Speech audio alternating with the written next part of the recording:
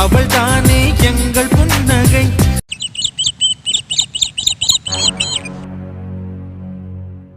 அம்மா அம்மா எங்க இருக்க? மா ஏண்டி என்ன எதுக்குடி அம்மா அம்மான்னு ஊரவே ஏலம் போட்டுக்கிட்டு இருக்க? ஒன்றும் இல்லைம்மா, நான் ஆஃபீஸ் கிளம்புறேன், அதான் சொல்லிட்டு போகலான்னு. போயிட்டு வர்றதுக்கு ஈவினிங் ஆகும், இங்கே தான் வருவேன். இங்கே பாரு, நீ பண்ணுறது ஒன்றுமே சரியில்லை. என்ன மாப்பிள்ளைய அவங்க வீட்டில் இருக்க சொல்லிட்டு இங்கே ஒரு வாரம் ஏன் நீ என் கூட இருந்ததே கிடையாதா? அப்படின்னு மாப்பிள்ளை இங்கே வர சொல்லடி. மா உனக்கு சொன்னால் புரியாது, நான் இங்கே இருக்கேன்னா அதுக்கு மேலே எதுவும் பேசாத. ஒருவேளை நான் இங்கே இருக்க உனக்கு பிடிக்கலன்னா சொல்லு, வெளியே கூட நான் போய் இருந்துப்பேன். பைத்தியக்காரி மாதிரி பேசிட்டு தெரி என்னமோ போ. பாவம் அந்த மனுஷன் உன்னை கட்டிக்கிட்டு என்னென்ன பாடுபட போறாரோ அதை பற்றி என் புருஷனே கவலைப்பட மாட்டாரு. உனக்கு என்ன? சரி மிருதுலாங்க, அதான் இது எலியும் பூனையுமா சண்டை போட்டீங்களே, இப்போ வந்து ஏன்ட்ட கேட்குற? மா நைட்டே பேசிட்டம்மா, அவ எங்கம்மா இருக்கா? மா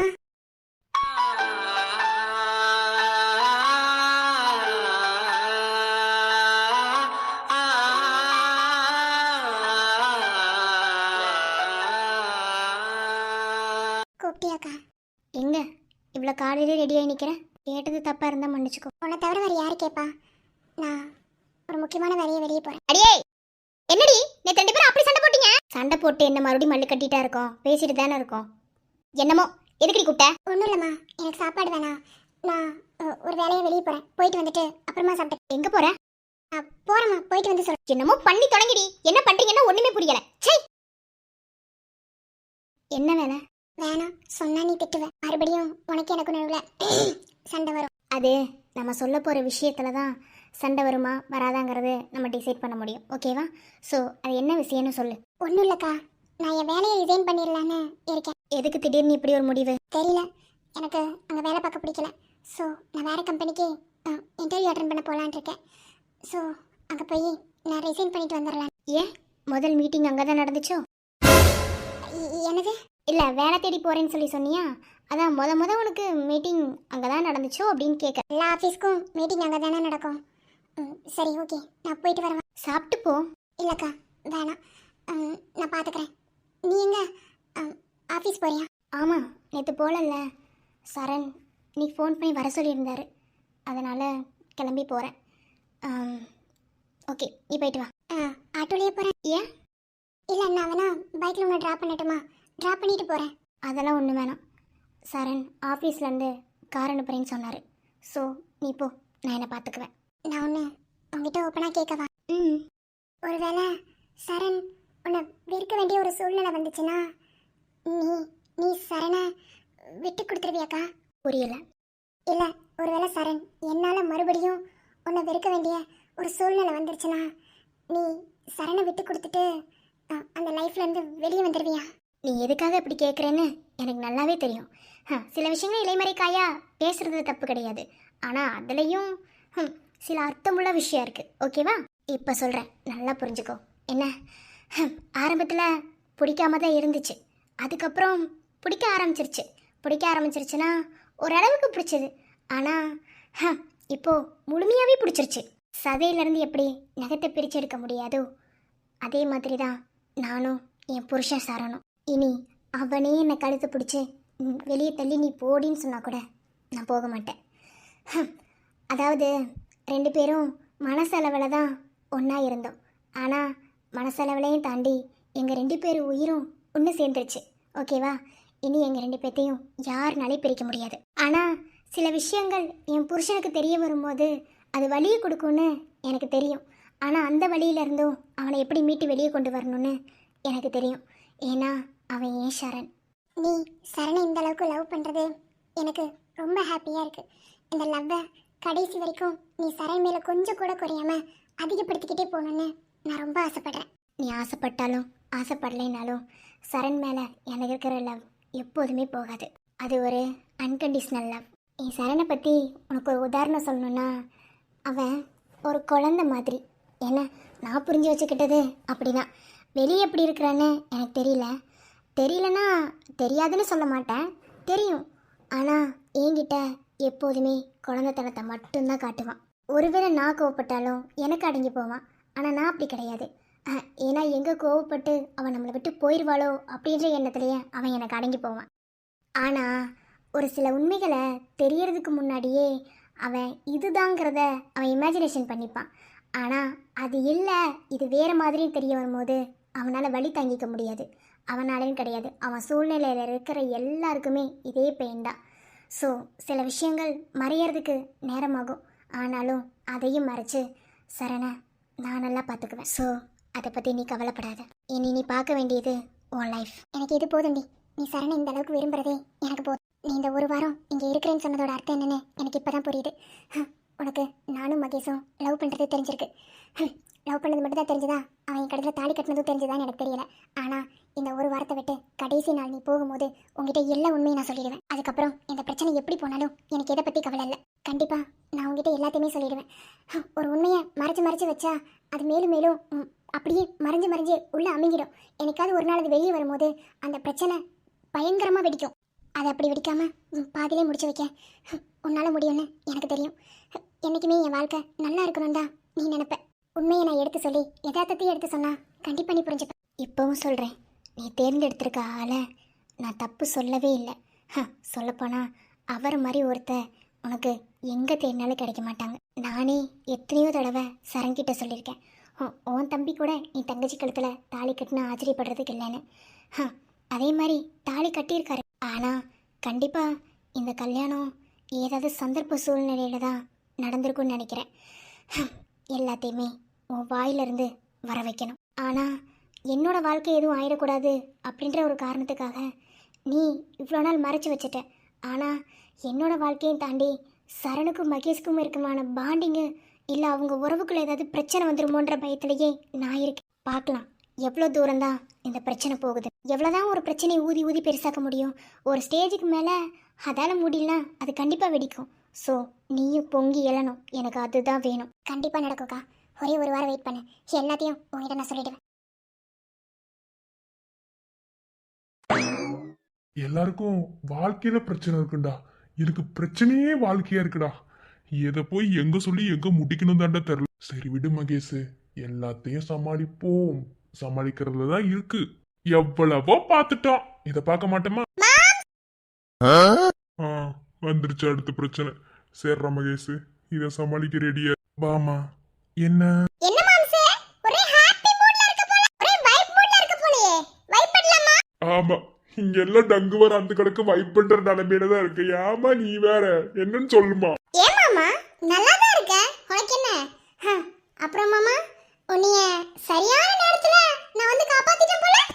ஒருவேளை அன்னைக்கு நம்ம மிருதுலாவை கல்யாணம் பண்ண விஷயத்த சொல்ல போன டைம்ல வந்து கரெக்டா காப்பாத்தினாடி, அதை சொல்றாளா இல்ல வேற எதையும் சொல்றாளா? ஐயோ கடவுளே, என் லைஃப்ல என்னென்ன ட்விஸ்ட் வைக்கணுமோ வை கடவுளே. என்ன பார்த்தாதான் உனக்கு கிழிச்ச வாய் மாதிரி தெரியுது, அதான் வச்சு செய்யணும்னு ஒன்னொன்னா பண்ணிட்டு இருக்க. பண்ணு நீ பண்ற வரைக்கும் நான் என்ன நல்லதையும் பார்த்துட்டு இருப்பேன் நினைச்சிட்டு இருக்கியா? என்ன பத்தி உனக்கு தெரியாது என்ன? மாம்சே, மைண்ட் வாய்ஸ்ல கடவுள்கிட்ட புராணம் பேசுனது போதும். டக்குனு சொல்லு மாம்சே. எங்க எப்படி என்ன வந்து காப்பாத்துன? இல்ல மாம்சே, அன்னைக்கு கரெக்டான நேரத்துல நான் என்ட்ரி கொடுத்துட்டேன் பாத்தியா, அத சொன்னேன். அப்புறம் மாம்சே, எப்ப கல்யாணம் பண்ணிக்கலாம்? ஏய் இங்க பாரு, கல்யாணம்லாம் நான் பண்ணிக்கணும்னு நினைக்கல. ஏன்னா அதெல்லாம் நமக்கு செட் ஆகாது. என்ன நான் கடைசி வரைக்கும் பிரம்மச்சரியாவே இருக்கலாம்னு முடிவு பண்ணிட்டேன். ஓ அப்படியே மாம்சே, பிரம்மச்சரியாவே இருக்கலாம்னு முடிவு பண்ணிட்டியா? அப்புறம் என்ன மாம்சே தாலி கட்டின? தாலியா?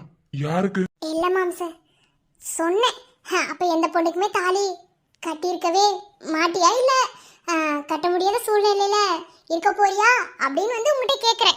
இங்க பாரு, ஏதோ சுத்தி வளைச்சு அடிக்கிறேன்னு தெரியுது. என்ன நீ என்ன சுத்தி வளைச்சு அடிச்சாலும் சரி, நீன்னு இல்லை, என்னால யாரையும் கல்யாணம் பண்ணிக்க முடியாது. என்ன கடைசி வரைக்கும் மொட்டை பிரம்மச்சாரியாவே இருந்துட்டு போறேன். போங்கடி, எனக்கு எவ்வளவு வேணாண்டி. அப்படிலாம் சொல்லக்கூடாது மாம்சே. மாம்சே, இந்த இடத்துல உனக்கு ஒன்னே ஒன்று மட்டும் சொல்றேன். என்ன, ஒரு சில விஷயங்கள் நம்ம லைஃப்ல எதிர்பாராம சூழ்நிலை காரணமா அது நடந்திருக்கும். ஆனா அந்த சூழ்நிலைய சிலர் பிரச்சனையா கொண்டு வரணும்னு நினைப்பாங்க. என்ன, ஆனா அந்த பிரச்சனை இப்ப நடக்காம தள்ளி போகுது அப்படின்னா அது தெரிய வர்றதுக்கும் அந்த உண்மை வெளியே வர்றதுக்கும் ஒரு கரெக்டான நேரம் நமக்கு அமையணும். அது அமையிற வரைக்கும் இந்த மாதிரி தான். ஓகே, புரியும் நினைக்கிறேன். இவ சொல்றதும் லாஜிக்கா தானே இருக்கு. அதான உண்மை. எதுக்கு இப்போ அந்த உண்மை வெளியே வரக்கூடாதுன்னு இருந்தது? அப்போ கடவுள் இன்னமும் என் லைஃப்ல ட்விஸ்ட் வைக்கிறாருன்னு தான் நினைக்கிறேன்.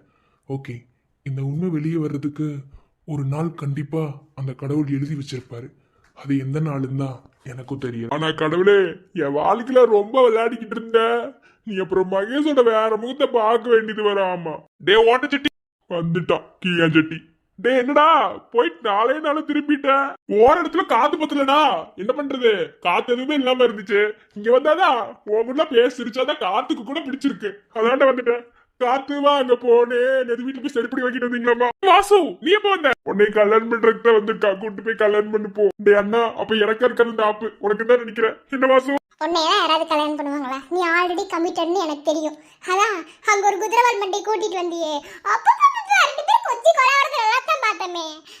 அதனால நியூ ரிஜெக்டட். நான் செலக்ட் பண்ணிருக்கிறது என்னோட மகேஷ் மாமா. இன்னைக்கு ஜாதகம் பார்க்க போறாங்க. சோ மகேஷ் மாமாக்கும் எனக்கும் கல்யாணம். ஜாதகமா? டே அந்த அளவுக்காட இறங்கிட்டீங்க. இது மட்டும் என் பொண்டாட்டிக்கு தெரிஞ்சுன்னா என்ன பண்ணுவா? டேய் மகேஷ், டேய் இப்ப நீ என்னதாண்டா பண்ண போற? எனக்கு ஒண்ணும் புரியலடா. சரி, இவனுக்கு என்னமோ பண்ணிட்டு போறானுங்க, நமக்கு அதை பத்தி கவலை இல்லை. முதல்ல போய் நம்ம ஆளை பார்ப்போம். இது நடந்த பிரச்சனையில அந்த அம்மா என்ன நிலைமையில இருக்குன்னு கூட எனக்கு தெரியல. அப்படியே விட்டு போட்டு வந்ததுதான். போய் பார்த்துட்டு வருவோம். சரி, எல்லாம் பேசி சிரிச்சு நல்லா ஜாலியா இருங்க. டே ஆகாவலி, போயிட்டு 4 நாள்ல திரும்பி இருக்கீல அத்தை போல கூட சேர்ந்து கும்மி அடி. டேய் நான் எதுக்கடா கும்மி அடிக்கணும்? கும்மி அடிக்க வேண்டிய ஆளே நீடா. உனக்குதான் கல்யாணமாமா? கங்க்ராச்சுலேஷன்ஸ்டா. நீ மூட என்ன? நீ பாரு வாசுமா, ஜாதகத்தை பாருங்க, என்னமோ பாருங்க. என்ன எனக்கு எதை பத்தி கவலை இல்லை. எனக்கு ஒரு முக்கியமான வேலை இருக்கா, போய் பார்த்துட்டு வந்துடுறேன். மாமா, ஒன்னே ஒன்று மட்டும் சொல்றேன். நீ எப்போதுமே இந்த கலகலப்பா இருக்க பத்தியா, இதை மட்டும் விட்டுறாத. உன் லைஃப்ல எவ்வளோ பெரிய ப்ராப்ளம் வந்தாலும் சரி, என்ன ஒருவேளை நீ பண்ணியிருக்க அந்த ப்ராப்ளம் சால்வ் ஆகலாம். சால்வ் ஆகாமல் போனாலும் அதையும் அக்செப்ட் பண்ணுறதுக்கு மனசு வேணும். நீ எப்போதுமே இந்த ஒரு குணத்தை யாருக்காகவும் மாற்றிக்காத. நான் எதுக்குமா மாத்திக்க போறேன்? இதுதான் என் ரியாலிட்டி. இதை யாருக்காவும் மாத்திக்க மாட்டேன். சேர்றடே ஆகாவலி, வரட்டுமா? சரி மாமா, கீழே ஜாதகம் பார்க்குறேன்னு உட்காந்துருக்காங்க. நான் போய் அங்கே ஜாயின் பண்ணிக்கிறேன். நீ எங்கே போறியோ பார்த்து போயிட்டு வா. ஓகே? அப்புறம் எல்லாத்துக்கும் தயாரா இருக்க சொல்லு உன் கூட இருக்கவங்கள. ஏய், என்ன உளறிட்டு இருக்க? மாமா, ஒரு சில விஷயங்களுக்கு சிம்பாலிக்காக தான் ரெஸ்பான்ஸ் பண்ணணும். ஓகேவா? டைரெக்டாக சொல்ல முடியாது. இன்டைரக்டாக சொன்னால் அது நல்லாவே புரியும். டைரெக்டாக சொல்கிறத விட இன்டைரக்டாக சொல்லும்போது அது இன்னும் தெளிவாகவும் புரியும். ஸோ இப்போ புரியாட்டியும் கண்டிப்பாக பேக்கில் உனக்கு புரியும். ஓகே? பார்த்துப்போ. பாய். லவ் யூ மாமா. டே என்னடா லவ் யூங்கடா? சரி சரி. டேய் ஒரே கல்ல 2 மாங்கல் வருங்க. அது நீதான்டா. நீங்க கொஞ்சம் மோடுறீங்களா? சரி, நீங்க கொஞ்சம் சாத்துறீங்களா? போடா என்ன?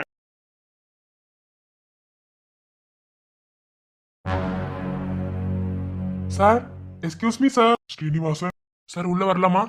வாங்க Srinivasan. Good morning sir. Good morning. என்ன? ஒன்றும் இல்லை சார், நம்ம நெக்ஸ்ட் ப்ராஜெக்ட் பண்ண போகிறோம்ல சார், அதை பற்றின ஒரு சின்ன ஒரு மேப் மாதிரி ரெடி பண்ணியிருக்கோம். அதை நம்ம ஸ்டாஃப்ஸ் எல்லாத்தையும் கன்சல்ட் பண்ணிவிட்டு அதுக்கப்புறம் ப்ராஜெக்ட் வந்து ஃபைண்ட் அவுட் பண்ணிடலான்னு இருக்கோம் சார். மேனேஜர் கிட்ட பேசிட்டீங்களா? சார், மேனேஜர் சொல்லவும் தான் ஞாபகம் வருது. மேம் உங்களை பார்க்க வெளியே வெயிட் பண்ணிட்டு இருக்காங்க சார். வெளியே வா? எதுக்கு? உள்ள வர சொல்லுங்க. நான் அப்படிதான் சொன்னேன். ஆனால் 1000 தான் இருந்தாலும் அவர் எம்டி, அவருக்கான மரியாதையை கொடுத்து என்னை உள்ள கூப்பிடுங்க அப்படின்னு சொல்லி சொன்னாங்க. சரி, வர சொல்லுங்க. Okay sir. சார், அந்த ஃபைண்ட் அவுட் பண்ண ப்ராஜெக்ட்லாம் எல்லாத்தையும் என் டேபிளில் கொண்டு வந்து சப்மிட் பண்ணுங்க. அதை எல்லாத்தையும் நான் கரெக்டாக செக் பண்ணிட்டு மேனேஜர் ஒரு வாட்டி எல்லாத்தையும் பார்த்ததுக்கப்புறம் அதுக்கப்புறம் இந்த ப்ராஜெக்ட் பற்றி நம்ம திங்கிங் எடுத்துக்கலாம். Okay sir.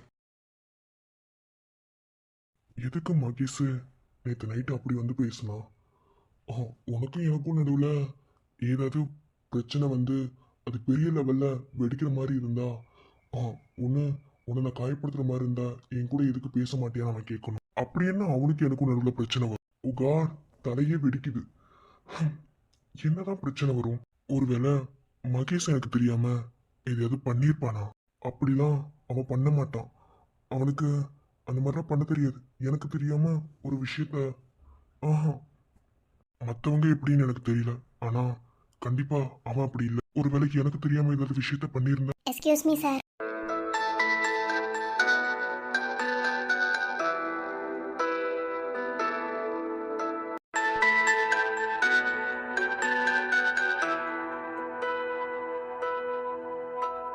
சார், என்னம்மா? ஐ மிஸ் யூ டி. நேற்று காலையில் தானே பார்த்துட்டு போனேன், அதுக்குள்ள ஐ மிஸ் யூவா? நேற்று காலையில பார்த்தாலும் ஒரு மணி நேரம் கழிச்சு பார்த்தாலும் மிஸ் யூ தான். இன்னைக்கு வரமாட்டியோன்னு நினச்சிட்டேன். அதான் வந்துட்டேன்ல, அப்புறம் என்ன? சரி, அதுக்கப்புறம் திரும்பவும் மிருதுல கூட சண்டை போட்டியா? இல்லை இல்லை, அதெல்லாம் ஒன்றும் இல்லை. அது அப்போவே சால்வ் ஆயிடுச்சு. சரி, அதை விட இப்போது நான் வேற ஒரு விஷயத்தை பற்றி உங்ககிட்ட பேச வந்திருக்கேன். என்ன? ஆமாம், சாப்பிட்டியா? ம், ஏன் சாப்பிடல? நீ இருந்தா நான் அடை பிடிச்சாலும் என்ன சாப்பிட வைப்பேன். நீ இல்லாம சாப்பாடு கூட இறங்க மாட்டேங்குது. எதுக்கு அங்கே இருக்கேன்னு கேட்டாலும் அதுக்கும் ஒழுங்கா பதில் சொல்ல மாட்டேங்கிற. அதுக்காக உன்னோட ஃபீலிங்ஸ் கூடயும் விளையாடக்கூடாதுன்னு தோணுது. எல்லா சைட்ல இருந்தும் என்ன இப்படி லாக் பண்ணி வச்சிருக்கியே. டேய், நான் கூட இல்லைன்னா சாப்பிடாம இருந்துருவேன், அப்படித்தானே? ஒருவேளை நான் எப்போதுமே உன் கூட. வாய மூடு. அன்னைக்கு இப்படி பேசுனதுக்கு தான் உனக்கு எனக்கும் சண்டை வந்து கையை கட் பண்ணிக்கிட்டேன். ஞாபகம் இருக்கா? இல்லை, சாரி சாரி. பேசுறதுக்கு எவ்வளவோ விஷயங்கள் இருக்கு. என்ன லூசு மாதிரி பேசாத. சரி, அதெல்லாம் விடு. அதுக்கப்புறம் வீட்டில் ஏதாவது பிரச்சனை வந்துச்சா? ஆமா சந்தியா, நான் உங்ககிட்ட சொல்லணும்னு நினச்சிக்கிட்டே இருந்தேன். வீட்டுக்கு போனதும் அம்மா ஏதோ ஜாதகம் பார்த்துருப்பாங்க போல. அப்போ மகேஷோட ஜாதகத்துல அவன் வேர்க்கனே ஏதோ ஒரு பொண்ணு கழுத்துல தாலி கட்டியிருப்பான். இந்நேரம் அந்த பொண்ணு கழுத்துல தாலி ஏறி இருக்கும் அப்படி இப்படின்னு சொல்லி வீட்டுல ஒரு பிரச்சனையே பண்ணிட்டாங்க. என்னது? நீ ஏன் இவ்வளோ ஷாக் ஆகுற? அது அது எப்படி கரெக்டாக மகேஷ் வாழ்க்கையில் நடந்ததை ஜாதகத்தில் சொல்லியிருப்பாங்க. ஒருவேளை உண்மை எல்லாத்தையும் மகேஷ் சொல்லியிருப்பாரா? சொல்லியிருந்தா இந்நேரம் சரணாவே இருந்திருக்க மாட்டானே. ஒன்றுமே புரியலையே, என்ன நடந்திருக்கும்? சரி, முழுசா தெரிஞ்சுக்கலாம். ஏய் சண்டைக்கோழி, சொல்லுமா, அப்புறம் என்னாச்சு? அதான் வீட்டில் அவனை மாற்றி மாற்றி கேள்வி கேட்டுக்கிட்டே இருந்தாங்க அப்படி இப்படின்னு சொல்லி. கடைசியில் அவன் ஏதோ சொல்ல வந்தான். ஆனால் எனக்கும் அது புரியல. கொஞ்சம் கொஞ்சம் யோசிக்க வேண்டிய சுச்சுவேஷன் வந்தது. அப்போ நீ சொன்ன ஒரு வார்த்தை எனக்கு ஞாபகம் வந்துச்சு. நேற்று சொன்னில எந்த ஒரு சூழ்நிலையும் உடஞ்சு போயிடக்கூடாதுன்னு. அது எதுக்கு ஞாபகம் வந்துச்சுன்னு எனக்கு தெரியல. அப்புறம் நான் நிறைய யோசிச்சேன். பதில் சொன்னாரு. எங்க அவன் ஏதோ பேச வந்தான், அதுக்குள்ள வாசு இருக்கல்ல அவன் வந்து தடுத்துட்டான். அப்புறம் என்ன, அவன் கல்யாணம் பண்ணியிருந்தா தானே கல்யாணம் பண்ணேன்னு சொல்லி சொல்லுவான். அவன் சொல்லிட்டான் நான் யாரையும் கல்யாணம் பண்ணல, உங்க முடிவு தான் என் முடிவுன்னு சொல்லிட்டாங்க. அதுக்கப்புறம் என்ன, அவங்கவுங்க சும்மா பேசிக்கிட்டு இருந்தாங்க. அப்புறம் வாசுக்கும் மகேஷுக்கும் கல்யாணம் ஏற்பாடு பண்றாங்க. என்னம்மா சொல்ற? மகேஷுக்கு தானே கல்யாணம்னு சொன்னேன். இது ஒரு ஹாப்பியான நியூஸ் தானே? ஹாப்பியான நியூஸ் தான். ஆனா சரண், மகேஷ் வாசு கூட சேர வேண்டிய ஆள் இல்லை, விடுதலை கூட சேர வேண்டிய ஆள். ஐயோ, என்ன? இங்க பாரு, அந்த கல்யாணம் உண்மையா பொய்யான்லாம் எனக்கு தெரியாது. சும்மா ஒரு வேளை மனசை மாத்த கூட அப்படி சொல்லியிருப்பாங்களோ அப்படின்ற ஒரு எண்ணமும் எனக்கு இருந்தது. ஓகேவா? ஆனா அது கன்ஃபார்மா தெரில. கன்ஃபார்ம் ஆச்சுன்னா நான் சொல்றேன். ஓகே? கன்ஃபார்ம் ஆயிடவே கூடாது. அதுக்குள்ள இந்த உண்மையை வெளியே கொண்டு வரணுமே. எப்படி வெளியே கொண்டு வர்றது? எந்த ஒரு சூழ்நிலையிலையும் என் தங்கச்சியோட வாழ்க்கை நாசமா போயிடக்கூடாது. என் வாழ்க்கை நல்லா இருக்கணும்னு நினைச்சவாவ. இது முதல்ல சீக்கிரமாக வெளியே கொண்டு வரணும். வெளியே கொண்டு வந்து மகேஷையும் மிருதுலாவையும் சேர்த்து வைக்கணும். எல்லாத்துக்கும் முன்னாடி அம்பலப்படுத்தணும். முதல்ல அவங்க 2 பேத்துக்கும் எப்படி கல்யாணம் ஆச்சுங்கிறத கண்டுபிடிக்கணும். என்னடி என்னமோ யோசிச்சுட்டே இருக்க? இல்லை, நீ சொன்னது தான் யோசிச்சுட்டு இருக்கேன். இப்படிலாம் நடந்துச்சோ? மகேஷ் அதுக்கு எந்த ரெஸ்பான்ஸுமே கொடுக்கல. அதான் அவன் தான் எந்த பொண்ணுமே கல்யாணம் பண்ணலையே. கல்யாணம் பண்ணியிருந்தா தானே அவன் வெளியே சொல்றதுக்கு. எனக்கு என் தம்பி மேல நம்பிக்கை இருக்கு. ஜாதகத்துல நம்பிட்டு பேசுறாங்க பத்தியா? அப்படியே அவன் என்ன பண்றதா இருந்தாலும் என்கிட்ட சொல்லிடுவான் தெரியுமா? அவன் எதையுமே எங்கிட்ட மறைக்கவே மாட்டான். எல்லாருமே ஒரு ரகம்னா மகேஷ் ஒரு ரகம். ஸோ மகேஷ்க்கும் எனக்குமான பாண்டிங் உனக்கு தெரியாது. தம்பி மேல நான் ரொம்ப ட்ரஸ்ட் வச்சிருக்கேன். ஆனா அது எல்லாமே உடையும் போது உன்னால தாங்கிக்க முடியாதுடா சரண். ஒருவேளை நீ என்ன இந்த விஷயத்தினால வெறுத்துட்ட கூட அதை நான் தாங்கிடுவேன். ஆனா நீயும் மகேஷும் பிரிஞ்சுட்டா என்னால் அதை தாங்கிக்க முடியாதுடா. என்னால இல்லை, மிருதுலா கூட அதை தாங்கிக்க முடியும். மொத்த குடும்பமே உடஞ்சிரும். மொத்தத்தில் அந்த பிரச்சனையை ரொம்ப ஸ்மூத்தாக கொண்டு போய் முடிக்கணும். அதுக்கு மிருதுலா மகேஷ்குள்ள எப்படி லவ் ஸ்டார்ட் ஆச்சு, எங்கேருந்து இது எங்கே தொடங்குச்சு, இது எல்லாத்தையும் நான் கண்டுபிடிக்கணும். கண்டுபிடிச்சதுக்கப்புறம் நானே எல்லாத்தையும் வெளியே கொண்டு வரேன். சரண், நீ ஒருத்தவங்க மேலே நம்பிக்கை வச்சிருக்கிறத நான் தப்பு சொல்லலை. ஆனால் அந்த நம்பிக்கையை கண்மூடித்தனமாக யாரு மேலேயே வைக்கக்கூடாது சரண். அப்போ என் தம்பியை நீ ஏமாத்து வாங்குறீ? ஏய், அவர் உன்னை ஏமாற்ற மாட்டாரா? ஆனால் சந்தர்ப்ப சூழ்நிலை ஏமாற்ற வேண்டிய சூழ்நிலை வந்தால் கூட அதையும் தாங்கிக்க மனசு தயாராக இருக்கணும். ஸோ எல்லாத்தையுமே அக்செப்ட் பண்ணிக்கிற மனப்பான்மை வேணுமா? அது எல்லாத்துக்குமே நீ தயாராக இருக்கணும். என்னடி இந்த விஷயத்த திரும்ப திரும்ப வேற வேற லாங்குவேஜ்ல சொல்லிட்டு இருக்க? நான் இதை திரும்ப திரும்ப உங்ககிட்ட சொல்கிறேன்னா இதில் ஏதோ ஒன்று இருக்குது. எவ்வளோ அழுத்தமாக இதை நான் சொல்கிறேன்னா அப்போது இவ்வளோ அழுத்தத்துக்கு பின்னாடி வேற என்னமோ இருக்குன்னு தானே அர்த்தம். உன்னால் புரிஞ்சுக்க முடியலையா? சரி, உன்னை பார்க்கணுன்னு தான் பர்மிஷன் போட்டு வந்தேன். ஏதோ புதுசாக ப்ராஜெக்ட் பண்ண போகிறோன்னு பேசிகிட்டு இருந்தோம்ல, அதுக்கு ஃபைண்ட் அவுட் வேலை இருக்குது. ஸோ நான் இப்போ இந்த ஒர்க்கை பார்க்குறேன், நீயும் வேலை பாரு. அப்புறம் கை ஓகேவாம்மா? அது ஓகே, ஒன்றும் பிரச்சனை இல்லை. சரி ஓகே, நமக்கு நம்ம வேலையும் முக்கியம். ஒர்க் முடிச்சுட்டு நான் ஈவினிங் வீட்டுக்கு போயிட்டு கால் பண்ணுறேன். ஒரு நிமிஷம் நெஞ்சு மேலே சாஞ்சுக்கோ. ஏன்னா நைட்டு இதுக்காக எங்க வரல, சாஞ்சுக்கோ. என்ன பிடிக்காத புருஷா? நைட்டு ரொம்ப ஃபீல் பண்ணியும்? இல்லையே, நாங்கள் எதுக்கு ஃபீல் பண்ணோம்? இல்லைனா எதுக்கு மூஞ்சி இந்த தொங்கு தான்? அதை யாரும் புரிஞ்சுக்க மாட்டாங்களே. டேய் பிடிக்காத புருஷா, டேய். காது கேட்குது, சொல்லுங்க. காது கேட்குதுன்னு எனக்கும் தெரியும், என்ன கொஞ்சம் பாரு. சொல்லு. கோவமா இருக்கேன்னு தெரியும், என்ன பாரு. கோவம் இல்லை, ஒரு ஏக்கம், ஒரு வருத்தம். ஒரு 4 நாள் பொறுத்துக்க மாட்டியா? சரி, 4 நாள் நாங்கள் பொறுத்துக்கிறது இருக்கட்டும். இன்னைக்கு நைட்டு தாங்குற மாதிரி ஒன்று கொடுத்துட்டு போங்க. பிச்சிருவேன் போடா. அதெல்லாம் முடியாது. கொடுக்க போறியா என்ன? ஆஃபீஸு முடியாது. அன்னைக்கு சொன்ன புருஷன் பொண்டாட்டிக்குள்ள இது ஒன்றும் இல்லைன்னு. ஆனால் இன்னைக்கு எது புரியுதமான இடம். வேணும்னே பண்றடி. ஒன்னுக்கும் என்னை ஏங்க வச்சு வேடிக்கை பார்க்கறல, நீ தரவே வேணாம் போ. I love you. ஆமா, இந்த லவ் யூக்காக தான் நாங்கள் எல்லாம் வெயிட் பண்ணிட்டு இருக்கோம். சரி, ரொம்ப பண்ணாத. ஹாப்பியா? இதுல கூட ஒரு கிக் இருக்குடி. அத கூட நீ தான் சொல்லி கொடுத்த.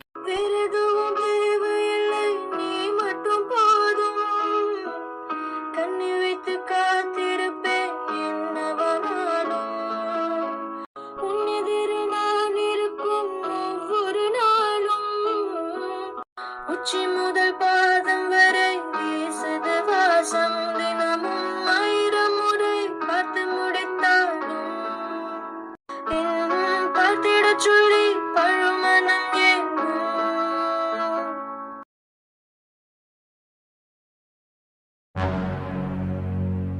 எவ்வளோ லெக்சர்ஸ் இந்த வருஷத்துல நம்ம காலேஜுக்கு அப்பாயின்மெண்ட் ஆயிருக்காங்க? இன்னும் டீட்டெயில்ஸ் எல்லாம் கம்மியா இருக்கு. கார்த்திகா சார் வாங்க. கார்த்திகா, ஏதாவது வேலை பார்த்துட்டு இருந்தீங்களா? இல்லை சார், சிஸ்டம் தான் ஒர்க் பண்ணிட்டு இருந்தேன். ஸ்டூடெண்ட்ஸ்க்கு ஹால் டிக்கெட் வந்து ரெடி பண்ணிட்டு இருந்தேன் சார், நெக்ஸ்ட் செமஸ்டர். சரி ஓகே, அந்த ஒர்க்கை அப்புறமா பாருங்க. நெக்ஸ்ட் செமஸ்டர் வர்றதுக்கு இன்னும் டைம் இருக்குல்ல. இப்போ எனக்கு ஒரு டவுட்டு. இப்போ அடுத்து நம்ம காலேஜுக்கு லெக்சராக வர போறவங்க லிஸ்ட் எல்லாம் கேட்டேன். அது என்ன ஃபுல்ஃபில் பண்ணாமலே வச்சிருக்கீங்க? இல்லை சார், நம்ம காலேஜில் இன்டர்வியூ இல்லாததுனால வேறு காலேஜில் தானே சார் நீங்கள் இப்போ இன்டர்வியூ எடுப்பீங்க. ஸோ அந்த காலேஜுக்கு பாதி லிஸ்ட்டு போயிருக்கு சார். இதில் கொஞ்சம் லிஸ்ட் இருக்குது சார். இதில் ஓரளவுக்கு லேடிஸ் தான் சார் இருப்பாங்க, செக் பண்ணி பாருங்க. ஓ அப்படியா? இல்லை இதை முன்னாடி இன்ஃபார்ம் பண்ணியிருந்தீங்கன்னா நான் அங்கே கான்டாக்ட் பண்ணி கேட்டிருப்பேன், அதனால. இல்லை சார், எப்படி இருந்தாலும் வேறு காலேஜில் இன்டர்வியூ எடுக்கிறதுனால நீங்கள் கரெக்டாக பார்த்து மேனேஜ் பண்ணிப்பீங்கன்ற எண்ணத்தில் நான் கண்டுக்காம விட்டேன். Sorry sir. சரி ஓகே, எந்த college? RSV engineering college sir. சொல்லப்போனால் அங்கே தான் நிறைய ஸ்டாஃப்ஸு அரேஞ்ச்மெண்ட் பண்ணியிருக்காங்க. ஆனாலும் சார், நல்ல குவாலிஃபிகேஷன் இருக்கிறவங்கள பார்த்து தான் அவங்க எடுப்பாங்களாமா. ஸோ நம்ம காலேஜுக்கும் தேர்ந்தாப்பில் எடுக்கணும்ல சார். அதை நான் பார்த்துக்கிறேன். சரி, இதில் இருக்க லிஸ்ட் மட்டும் இப்போதைக்கு இருக்கிறதா? ஆமாம் sir. Okay, thank you. You do work. Okay sir. இதில் நிறைய லேடி ஸ்டாஃப்ஸ் தான். அனிதா எதுக்கு இந்த இடத்துல டிஆர்பி புக்கை வச்சு படிச்சுட்டு இருக்கு? சும்மா படித்து விளையாடிட்டு இருக்கேன், வேற ஒன்று. சச்சா, அப்படிலாம் இருக்காது. அப்படி பார்த்தா அவ வேற எதுக்கு தானே? எனக்கும் இன்ஜினியரிங் தெரியும், சாஃப்ட்வேர் பற்றி நல்லாவே படிச்சிருக்கு. ஒருவேளை அவளும் இதே எக்ஸாம் தான் எழுதியிருப்பாளா? சச்சா, அப்படி இருக்க வாய்ப்பே இல்லை. நான் ஏன் லூஸ் மாதிரி நினச்சிட்டு இருக்கேன். இனிஷியலு சீனில் போட்டிருக்கு. எப்போதுமே ஒரு பொண்ணு கல்யாணத்துக்கு அப்புறம் புருஷன் பேரை தான் என்சியில் போடுவாங்க. இது எல்லா இடத்துலையுமே நோட் பண்ணியிருக்க ஒரு விஷயம். அப்படி பார்த்தா பி அனிதான் தானே இருக்கணும், இங்கே சி அனிதானில் இருக்கு. வேற யாராவது இருக்கும்னு நினைக்கிறேன். டே விக்ரம், தேவையில்லாமல் மலைக்கோட்டை கட்டாத. அப்படியே ஒருவேளை அவள் காலேஜுக்கு வேலைக்கு போனாதான் உனக்கு என்ன? எப்படியும் அவள் 1 இயருக்கு அப்புறம் உன்னை விட்டு பிரிஞ்சு எல்லாத்தையும் தூக்கி போட்டுட்டு நீ உன் வேலையை பாரு. பிரியாத வரம் ஒன்றை தர வேண்டும் சம்மதமா, பிரிந்தாலும் உன்னை சேரும் தாமதமா என்ன நான் சொல்வதோ என்னிடம் வார்த்தை இல்லை. என்ன நீ என் அண்ணனை சைட் அடிக்கிறீங்களா? ஆமா ஆமா, அப்படியே உங்க அண்ணன் என்ன நேர்ல பார்த்து அப்படி சிரிச்சிருவாரு. இங்க போட்டோல வர பார்த்து சைட் அடிக்கிறது. இருந்தாலும் என் அண்ணனை எந்த இடத்துல என்னால விட்டு கொடுக்க முடியாது. அம்மா தாயே, நீ உன் அண்ணனை விட்டு கொடுக்கவே வேணாம், ஓகேவா? கல்யாண போட்டோ வந்திருக்கேன்னு சொல்லி பார்த்தேன், வேற ஒன்றும் இல்லை. ஆனால் இவ்வளோ குட்டியாக வச்சிருக்காங்க. அண்ணி பெருசு ஃப்ரேம் போட்டிருக்கு. லாஸ்ட்ல பிறந்த எருமை மாடு வாங்கிட்டு வர போயிருக்கான். ஆனால் இது சின்னது, இப்போதைக்கு கொண்டு வந்து இதை காமிக்கிறதுக்காக கொண்டு வந்தேன். ஏ ஹரி, அந்த ஃபோட்டோ இந்த ரூமில் இருக்கும்ல, இதை உன் அண்ணன் பார்த்துட்டே இருப்பார்ல. ஏன் நீ அண்ணன் மட்டும் பார்க்கணும், நீங்களும் தான் பார்க்க போறீங்க? ஆமாம், இல்லை நான் அப்படி சொல்ல வரல. ஒருவேளை நான் வெளியே வேலைக்கெலாம் போக வேண்டிய ஒரு சுச்சுவேஷன் வந்தா உன் அண்ணன் எனி டைம் இந்த ஃபோட்டோவை பார்த்துட்டே அப்படியே இருந்துருவார்ல. ஆமாம். ஏன் நீங்களே கேள்வி கேட்டுக்கிட்டு நீங்களே பதில சொல்லிக்கிறீங்க? இல்லை ஹரி, உண்மை என்னமோ அதுதானே. அப்படிலாம் கிடையாது. என் அண்ணனை நீங்கள் புரிஞ்சு வச்சுக்கிட்டது அவ்வளோதான். ஒருத்தவங்க மேலே பாசம் வச்சுன்னு வச்சுக்கோங்களேன், அவங்களுக்காக உயிரை கொடுக்கணுமா அதையும் கொடுத்துரும். அது எந்த எல்லைக்கு அந்த ரிலேஷன்ஷிப் இருக்கோ அந்த எல்லை வரைக்கும் என் அண்ணனும் போயிட்டு வரும். அந்த விதத்தில் முதல்ல தங்கச்சியா நான் தான் என் அண்ணன் மனசில் என்னை பிடிச்சேன். சொல்லப்போனால் கல்யாணமே வேணான்னு சொன்னேன் என் அண்ணன். நான் சொன்ன ஒரு வார்த்தைக்காக கல்யாணத்தை ஒத்துக்கிட்டு உங்களை கல்யாணம் பண்ணிக்கலையா? ஸோ அந்த மாதிரி தான் நீ என் அண்ணனை புரிஞ்சுக்கிறது அவ்வளோ சுலபமான விஷயம் கிடையாது. அதான் உண்மை. யார் சொன்னது? இந்த வீட்டுக்கு வந்து 6 மாதம் ஆயிடுச்சு. இப்போ வரைக்கும் உன் அண்ணனை நான் புரிஞ்சுக்காமலாம் இல்லை. ஏதோ என்னால் முடிஞ்ச அளவுக்கு அவரை முக்கால்வாசி நான் புரிஞ்சுக்கிட்டேன். அதுக்கேற்றப்பலையும் நான் நடந்துக்கிட்டு தான் இருக்கேன். மீதி இருக்கிற இன்னும் காவாசி வாழ்க்கையும் அவர் எனக்கு என்னென்ன புரிய வைக்க போகிறான்னு தான் தெரியல. என்ன காவாசி வாழ்க்கை? இந்த வாழ்க்கை முழுசும் என் அண்ணன் கூட தானே? ஆமாம், உன் அண்ணன் கூட தான். அப்படின்னு நானும் அதை தான் ஆசைப்படுறேன். ஆனால் சரி விடு, அதை பற்றி பேச நீ எதையும் நினச்சி கவலைப்படாத, புரியுதா? சீக்கிரமாக உன் வீட்டுக்காரர் இங்கே வந்துடுவார். என்ன அடுத்து உனக்கு வளகாப்பை தான் ஜாம்னு பண்ண. வளகாப்பெலாம் எதுக்கு நீ? என்னது வளகாப்பெலாம் எதுக்கா? ஓ ஒன்றுக்கு 5 அண்ணனுக்கு தங்கச்சியாக இருந்துட்டு உனக்கு வளகாப்பு வேணாம் வைக்க வேண்டான்னு சொன்னால் இவங்களாம் விட்டுட்டு சும்மா இருப்பாங்க? இல்லை விக்ரம் பண்ணது சும்மா இருப்பாரா? நான் எப்போ பண்ணலைன்னா யாரும் அதுக்கு விரும்ப மாட்டாங்கல்ல. அந்த வேலையெல்லாம் ஆகாது. உன் அண்ணன் வேணான்னு சொன்னாலும் நான் விட மாட்டேன். ஓகே, பார்த்துக்கலாம். மிதுலா, என்னால அக்செப்ட் பண்ணிக்க முடியும் சார். நானே தான் வந்து ரிசைன் லெட்டர் கொடுக்குறேன்ல, அப்புறம் என்ன உங்களால அக்செப்ட் பண்ணிக்க முடியாது? எனக்கு விருப்பம் இல்லை சார், எனக்கு இங்க வேலை பார்க்க விருப்பம் கிடையாது. ப்ளீஸ் தயவு செஞ்சு இந்த மாசம் சம்பளத்தை எனக்கு கொடுத்துட்டு ரிசைன் லெட்டர் வாங்கிக்கோங்க. உங்களை மாதிரி ஒரு நல்ல ஸ்டாஃப இந்த ஆபீஸ் இறக்குறதுக்கு விரும்பல மிதுலா. சார் நான் நல்ல ஸ்டாஃப்லாம் இல்ல சார், சொன்னா புரிஞ்சுக்கோங்க சார். என் சிச்சுவேஷன் அப்படி சார். என்னால இனிமே இங்க வேலை பார்க்க முடியாது சார். இதுக்கு மேல உங்களுக்கு எப்படி சார் எக்ஸ்பிளைன் பண்ண முடியும்? அதான் ஏன் வேலை பார்க்க முடியாது? இவ்வளவு நாளா நல்லதான வேலை பார்த்துட்டு இருந்தீங்க. ஏதாவது ஒருத்தர் இருந்தா கூட அந்த நைட்டு பகல் பார்க்காம அந்த வேலையை முடிப்பீங்க. உங்களால இங்க எவ்வளவு பேருக்கு கல்யாணம் ஆயிருக்கு? நானா சார் போய் முகூர்த்தம் பார்த்து உங்களுக்கு மண்டபல பார்த்து தாலி எடுத்து கொடுத்து கல்யாணம் பண்ணி வச்சேன். ஜஸ்ட் ஃபார் ஒரு ஸ்பீச். இப்போ 2 பேரை சேர்த்து வைக்கணும்னா அவங்க 2 பேத்துக்கு ஒரு சின்ன கெமிஸ்ட்ரி மட்டும் போட்டு விட்டா போதும் சார். அவங்க 2 பேர் ஸ்பேஸ் சேர்ந்துருவாங்க சார். சோ அந்த மாதிரி தான் சார் நான் பண்ணேன். எதுக்கு இவ்வளவு எமோஷனல் ஆகுறீங்க? நோ மிதுலா, என்னால இந்த ரிசைனிங் லெட்டர் அக்செப்ட் பண்ணிக்க முடியும் சார். நான் ஒழுங்கா சொல்லும் போதே வாங்கிக்கோங்க சார், இல்லனா அவ்வளவுதான் சார். நான் வேர்க்கனே செம்ம கான்ல இருக்கேன் சொல்லிடுவேன் சார். உங்க பிரச்சனை என்னவா இருந்தாலும் என்கிட்ட சொல்லுங்க, நான் சால்வ் பண்றேன். டேய் பாவாடசாமி, இதுக்கு மேல உனக்கு மரியாதை இல்ல பாத்துக்கோ. நான் சொல்லிட்டே இருக்கேன்ல. ஒரு மனுஷன் என்ன சொல்லுவா? என் பிரச்சனை என்ன தெரிஞ்சுக்கிட்ட மட்டும் தீர்த்து வச்சிடியா? அது தீர்க்கவே முடியாத பிரச்சனை இருந்தா என்ன பண்ணுவ நீ? புடி ரிசைன் லெட்டர் இந்த மாசம் சம்பளத்தை நீ எடுத்து வை. இல்லையா எனக்கு சம்பளமே வேணாம், நீயே வச்சுக்கோ. ஏன்னா இனி என்னால இந்த இடத்துல வேலை பார்க்க முடியாது. Mithula, cool down. எதுக்கு இவ்ளோ கோவம்? ஒரு விஷயத்தை ஒரு தடவை தான் சொல்ல முடியும், ஓயாமல சொல்ல முடியாது. நான் இங்க வேலை பார்க்க முடியாதுன்னு சொல்றேன்ல. நீ எனக்கு சம்பளமே தர வேணாம். தயவு செய்து ரிசைன் லெட்டர் மட்டும் வாங்கு. நான் கிளம்புறேன். சரி கோவப்படாதீங்க. ஏதோ லைஃப்ல ப்ராப்ளம் நினைக்கிறேன். ஆனா லைஃப்ல நடக்கிற ப்ராப்ளத்துக்காக வேலையை ரிசைன் பண்ணிட்டா அந்த ப்ராப்ளம் ஒன்று தீர்ந்து போயிடுறது கிடையாது. என்ன எல்லாத்தையுமே ஒரு பொண்ணால நின்று சமாளிச்சுதான் ஆகும். அது எனக்கு தெரியும், வாங்கிக்கோ. இப்போவும் சொல்றேன், எப்போ வந்தாலும் இந்த ஆஃபீஸ்ல உங்களோட கேபின் உங்களுக்காக வெயிட் பண்ணிட்டே இருக்கும். அதுக்கு வேற யாராவது பார்த்து உட்கார வச்சுக்கோ. என்ன இனி ஆஃபீஸ் பக்கத்துல நான் வர மாட்டேன், நான் வரேன். இவ்வளோ கோவம் ஆகாது Mirudhu. Okay bye, take care. ஏ சார், நீங்க என்ன லவ் பண்ணி பிரேக்கப் பண்ணிட்டீங்களா? பாய், லவ் யூ, டேக் கேர்னு சொல்லிட்டு இருக்கீங்க. லவ் யூ நான் சொல்லலையே. எல்லாரும் அப்படிதானே சொல்லுவீங்க, அதான் சொன்னேன். இனிமே இந்த ஆஃபீஸ்க்கு நான் வேலைக்கு வருவேன்னு நினைக்காதீங்க, நான் வரேன். ச்சே, என்னாச்சு மிருதுலா? எப்படியாவது கரெக்ட் பண்ணிடலான்னு பார்த்தேன். கடைசி வரைக்கும் இந்த மிஞ்சை தானே தேய்க்கணும் போல. நான் வாங்கி வந்த வரம் அப்படி. நேற்று போல் இன்று இல்லை, இன்று போல் நாளை இல்லை. அன்பிலே வாழும் நெஞ்சில்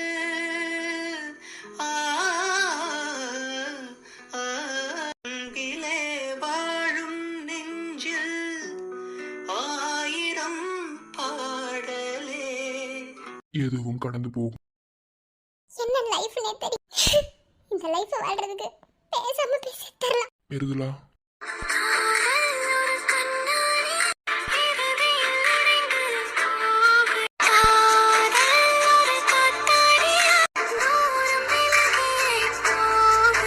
எங்கெங்கடி உன்னை தேடுறது? இதுக்கு போனை சுவிட்ச் ஆஃப் பண்ணி வச்சிருக்க? மகேஷ், என்ன மன்னிச்சிடா. நேற்று நடந்த பிரச்சனைக்கு எல்லாத்துக்குமே நான் தானே காரணம். நான் நான் அதுக்காக ரொம்பவே ஃபீல் பண்றேன். நேற்று அதுக்கப்புறம் சரண் உங்ககிட்ட ஏதாவது பேசினானா? நான் கேட்டதுக்கு இன்னும் உங்ககிட்ட இருந்து பதில் வரல. சரி, இப்போதைக்கு இங்க இருந்து வெளியே வர. இது ஒன்றும் உனக்கு லஞ்ச் டைம்ல கிடையாது. என்னாச்சு? வேலையை ரிசைன் பண்ணிட்டேன். எதுக்கு பண்ண?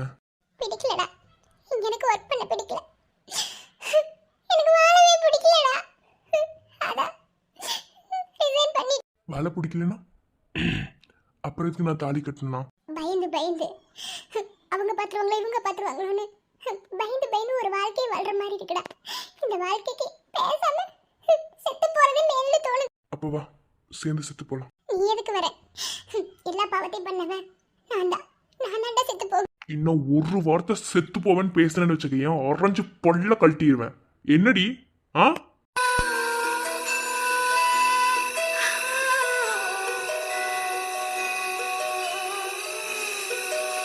லைஃப்ல நடக்கிற எல்லா பிரச்சனைக்குமே டெத்து தான் சொல்யூஷன்னா யாருமே உயிரோட இருந்திருக்க முடியாது. இதை ஒவ்வொரு டைமும் உனக்கு நான் ப்ரூவ் பண்ணிட்டே இருக்கணும். அப்படித்தானே? ஏய், எவனுக்கு தாண்டி இந்த உலகத்துல பிரச்சனை இல்ல? எவன் தான் ப்ராப்ளத்தை ஃபேஸ் பண்ணாம இருக்கான்? எல்லாரும் ப்ராப்ளம் கூட அப்படியே வாழ்ந்துட்டு தான் இருக்கான். என்ன பிரச்சனை வச்சு மூணையில போய் உட்காந்துட்டு இருந்தா ஒண்ணுமே பண்ண முடியாது. பிரச்சனையா வரட்டும், வந்தா சமாளிக்கணும் அப்படின்ற தைரியம் இருக்கணும். புரியுதா? என்னால உன்ன மாதிரி இருக்க முடியல மகேஷ். மகேஷ், பேசாம சரண் காலில் விழுந்துடலாமா? எனக்கு எந்த பிரச்சனையும் இல்லை. போலாமா? இல்ல வேண்டாம். ஏண்டி, ஒரு முடிவு உன்னால கரெக்டா எடுக்க முடியாது அடி. பயமா இருக்குடா. எல்லா சைடு இருந்து யோசிச்சு பார்க்கும்போது ரொம்ப பயமா இருக்கு. இப்போ சந்தியாவோட வாழ்க்கை ஒரு சைடு இருக்கட்டும், நீயும் சரணும் பிரிஞ்சுட்டா எல்லா பக்கத்துமே எனக்கு பிரச்சனை தான்டா. என் அண்ணெல்லாம் என்ன பிரிய மாட்டான். என்ன அப்படியே ஒரு சூழ்நிலை வந்தாலும் பிரிஞ்சு போறதா பெஸ்ட்னா கண்டிப்பா பிரிஞ்சிருவேன். வேணாண்டா, உனக்கும் சரணுக்கும் அப்படி ஒரு பாண்டிங் இருக்கு. நீங்க ரெண்டு பேரும் என்னால பிரியறதை என்னால ஏத்துக்க முடியாதுடா. நீ ஒவ்வொன்றுக்கும் முடிச்சு போட்டுட்டே இரு. என்ன நமக்கான வாழ்க்கையை நம்ம வாழவே கூடாது. அப்படித்தானே? இங்க பாரு, நான் நினைச்சிருந்தா வீட்டுல சொன்ன பத்தியா, ஆமா மகேஷ் தான் என் புருஷனு, அப்பவே எல்லா உண்மையை போட்டு உடைச்சிருப்பேன். ஆனாலும் அந்த சமயத்திலேயே நான் உடைக்காம இருந்தது காரணமே நீ மட்டும்தான்.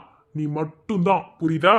எந்த இடத்துல எந்த பிரச்சனை வந்தாலும் முதல்ல சால்வ் பண்றதுக்கு ஒரு தைரியமும் துணிச்சலும் வேணும். அது ஒரு பொம்பளை பிள்ளைக்கு இருக்கிற விதத்துல எந்த இதுலயுமே நம்ம குறைஞ்சு போயிட முடியாது. இல்ல, இப்போதைக்கு தெரிய வேணாண்டா, கொஞ்ச நாள் போகட்டும். இப்படியே சொல்லிட்டு இரு. என்ன சந்தியா, இது மிருதுலாவோட ஆபீஸ் தானே? அந்த சைடு நிக்கிறது மிருதுலா, இந்த சைடு நிக்கிறது யாரு? அது சரண். இவ்வளோ நெருக்கமா மிருதுலா யார் கூட நின்றுட்டு இருக்கா? அது ஐயோ,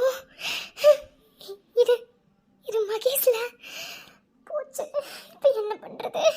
சரண் பார்த்தா, ஐயோ கடவுளே. சந்தியா, இது யாரு சந்தியா?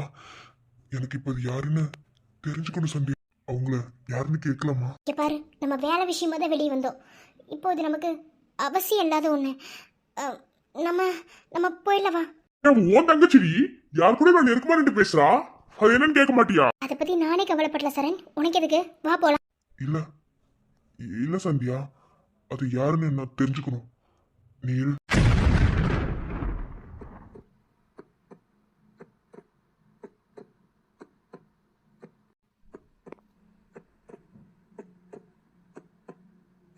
எஸ்